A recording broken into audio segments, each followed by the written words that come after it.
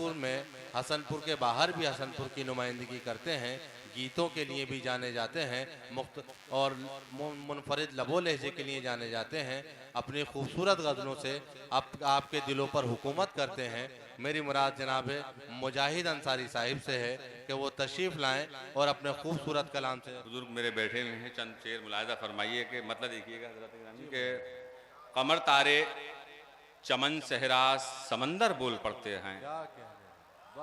कमर तारे चमन सहरा समंदर बोल पड़ते हैं, गजल कहता हूं मैं तो सारे मंजर बोल पड़ते हैं। कमर तारे चमन सहरा समंदर बोल पड़ते हैं, गजल कहता हूं मैं तो सारे मंजर बोल पड़ते हैं।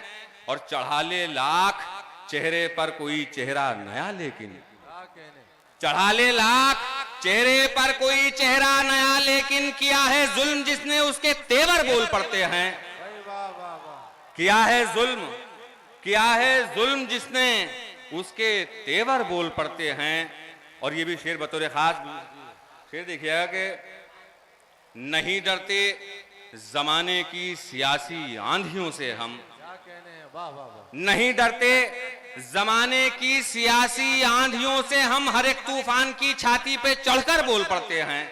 बहुत अच्छा। नहीं डरते जमाने की सियासी आंधियों से हम, हर एक तूफान की छाती पे चढ़कर बोल पड़ते हैं।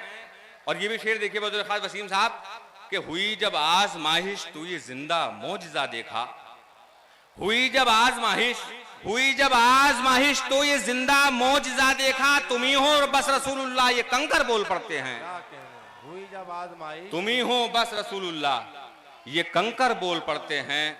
और जो सर से पांव तक लबरेज हैं गंदी हवाओं में, बतौर खास शेर मुलाजा फरमाइए दोस्तों, जो सर से पांव तक लबरेज हैं गंदी हवाओं में, वो फिर भी बेहयाई से उछल कर बोल पड़ते हैं।